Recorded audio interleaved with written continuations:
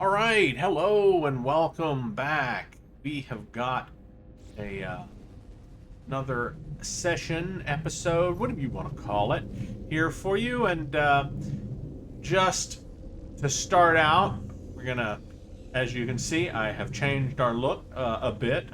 Okay, more than a bit. It looks completely different, but I've changed our look up. I'm currently happy with what we've got. So you can take that all in here for a moment while I'm explaining what I've done in the meantime. As you can see, we're not where we were, as I said we wouldn't be. I've gotten a lot of ships that I have farmed up and broken down and sold. As you can see, our take from that is rather extensive. It took a lot of ships before I got something. And the worst part is I still never got an S-Class. All of this, and none of it was from an S-Class. So, yeah, I did get a couple of A's, but they're actually not my favorites. So what I'm going to do right now is, as I wanted to show you that so you could kind of be in the know about where all the money that's going to show up. And I haven't quite spent everything we had before. I haven't sold any parts or anything from that we broke down. But I wanted to show you what we've got. Okay, so this is the one I've put in as number 2. It's very red. I actually really like the design on this one. The color is really nice. But it's still not quite my favorite. It's got, as you can see, it is an A-class. It's got relatively good base stats. The damage potential is just a little low, but the hyper potential is almost maximum as far as I can tell. And by the way, I'm just basing this off of, I stripped everything except the base technology and just compared the numbers here on all the different ships of the different classes that I got. This isn't I got a lot of A classes, but I only kept the ones that were the best ones and that had appearances that I liked. Let me show you just how many systems it actually took. Sorry about that. There we go. As you can see, 1, 2, 3, 4, and well, the number of camps. I deleted the camps from before and put only one camp in each system, and it was a total of, so I did 20 systems. I did somewhere around 12 per system or so ships, and that's just or so. Some I did more, some I did less. A lot of it depended on whether or not I liked how the ship looked. As to whether or not I tried to get the last system I went to, which had my favorite ship, which is the one I want. Well, it is the one we're gonna do. Even though, because I could not find any, I found some B classes, but they were absolutely awful. I mean, I found 3 B classes of this ship, and I did 36 of this ship. I collected 36 of these, and only 3 of them were ever B classes. This is the best one though, and based on everything that I saw, given C and B classes, this has better stats than any of the 3 B. I know, it's ridiculous. But this C class has better base stats than the B classes did. Now I know that may not necessarily transfer over when we change it to an S class, but that's my plan right now. Is I love the way that this one looks. It's red and black in design and color, and it's got the bladed wings. There are 2 different kind of these extending wings for these ships. I call this type the bladed type. There's a pointed type that's very similar, but it narrows down to a point instead of sort of a blade like these do. This has got all of the jets on the back of it, including the 2 on the bottom and the 2 on the sides. They all glow and would normally have, jet trail. coming out of them. The only feature that this one doesn't have that I would have liked is little teeth on the front. I believe we did have a model that had that at one point, but I don't think I ended up keeping any of them because they were all pretty bad. This is the other A class that came out. This was number one. This was our number one draft pick. And as far as A classes go and base stats and everything, I believe this is almost as close to maximum as you get on the damage potential. I think 350 is probably as high as it goes for A class ships, and this was 349.5. The hyperdrive is a little bit lower than the other A class ship that we have, so it's basically a trade-off on those two. This would be the better hyperdrive ship. That one would be the better damage ship. As far as the other stats go, they're very comparable. Well, we can look at them here. I'll just... So on this one, maneuverability is 376. I wish I didn't have to run to go do this. And then over here on this one, the maneuverability is 386. So this one is slightly higher on the maneuverability. Shield's 225. But it's minuscule. Like if you were looking at the base stats, that would be like 0.02% or something. And then on this one and I'm just pointing this out, sometimes these stats don't always come up. So this one has a lower shield strength. So really the other one would actually be sort of, and I had it named best in show previously. It is the best in show. So I'm probably going to keep this one as well as the one that I really like. I actually really like this one too, but this one's design is not my favorite. So, like, to be honest with you, if this had tank feet, I would have kept this one instead of the other one. But the other one has both blade wings and tank feet, and so it has two features that I prefer, and it's the right color. So this is my preferred ship for keeping. Now, as far as the base stats go, I'm just giving you a very basic, overview. But as you can see, the shield strength on this one's 172, and it's 2 classes under the other ones. So, based on all the stats, this one has higher stats in every category based on its class than the other one. So, if it stays at the same level when I upgrade it, if it stays at the same, general, I don't think it does. I think when you upgrade it, it goes basically to a mediocre version of the next tier, rather than, because you can always get a better natural S-class than you can create.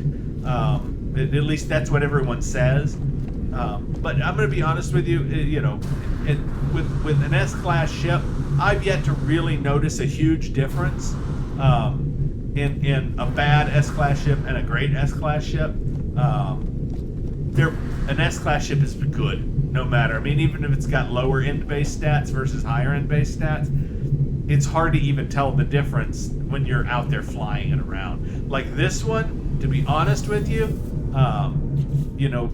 the base stats for this one, they look great right now because they're all boosted up. But the actual base stats for this one, I know, are mediocre.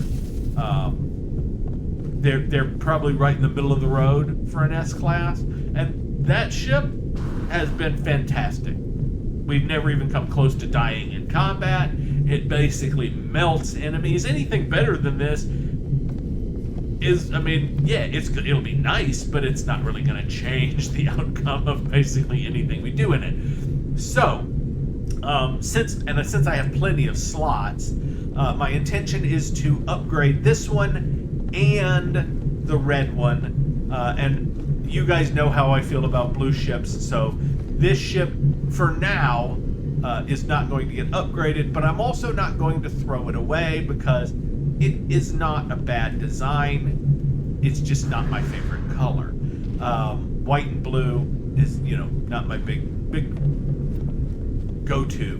But I'm going to keep it for now because, like I've said before, it is an A class and everything, and I'm not going to upgrade it or fly it or anything. So it's just going to go into storage. And as I said before, the one I'm going to fly, I'm going to trade this one, the one that we upgraded fully and did the repairs on. And so we will be deconstructing that one, which is now our ship, and we will be sort of trading it out for this one.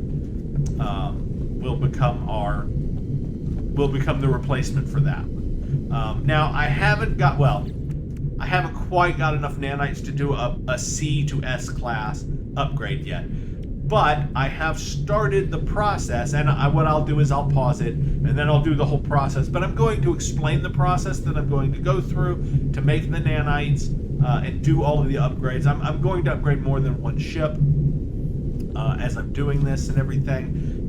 Oh, actually, I forgot. I already traded one of the S-class ships for... And then this is the one I originally repaired, but if you remember, we put the other one into storage.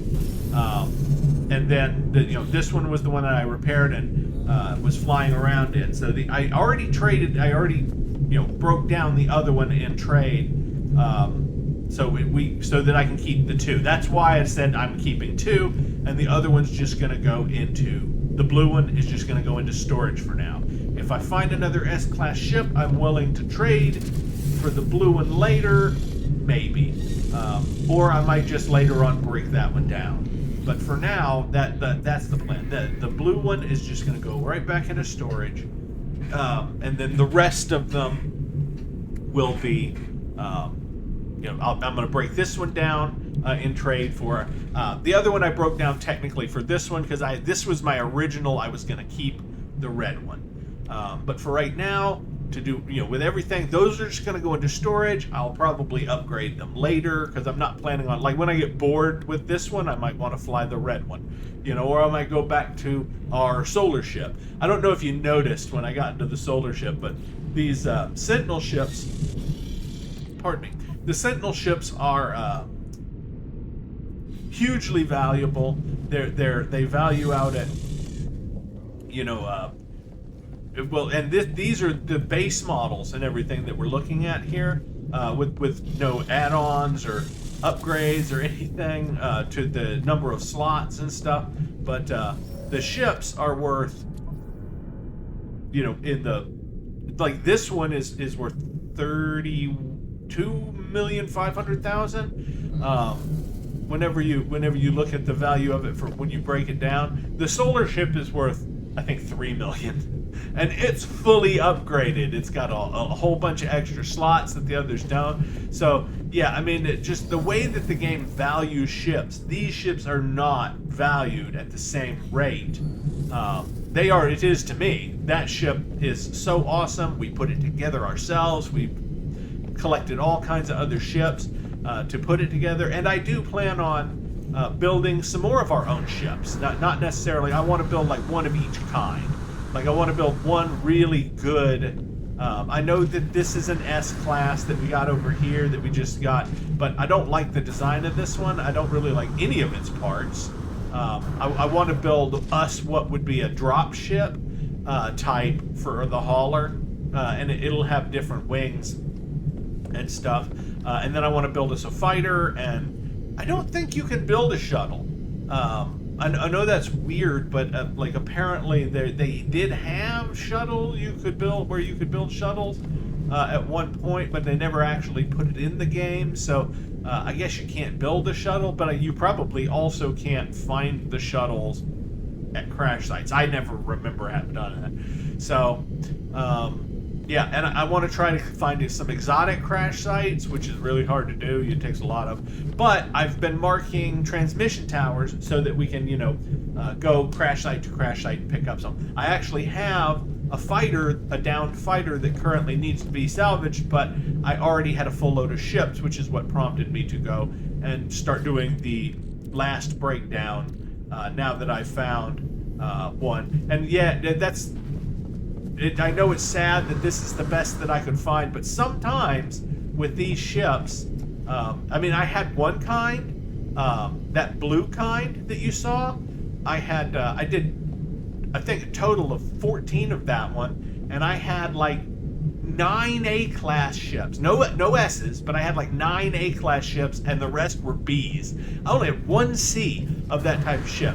It broke down into a fantastically large amount of money stuff, and yeah, it's insane. And some of them are like that. You find a bunch of really good ships in terms of class, but I didn't really like the design of that one as much. But I kept the best one. It's actually all of those A classes were one of the things that gave me a good idea of what the A range on the A classes base stats are, at least based on the numbers I'm seeing there.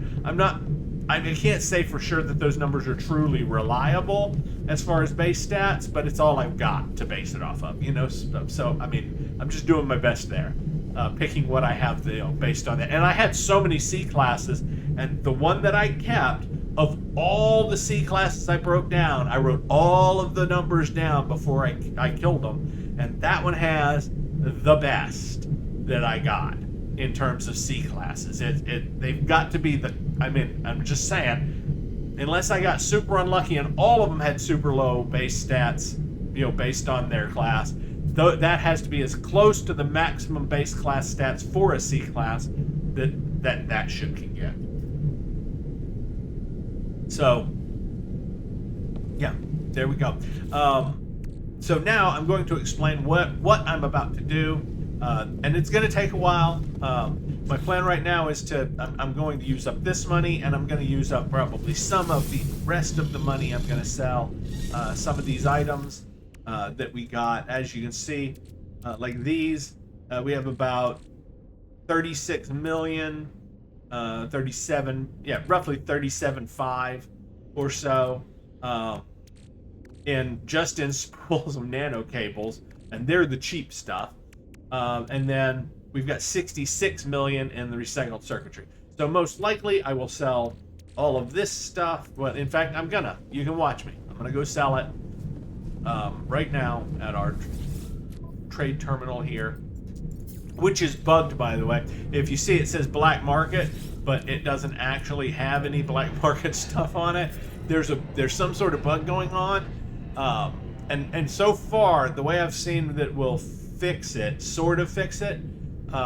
is if you go to a pirate station or an outlaw station, and you go from one to the next 2 or 3 times, then when you go to this terminal or a terminal on your base, it will be a black market terminal at that point, and you can buy black market stuff. But then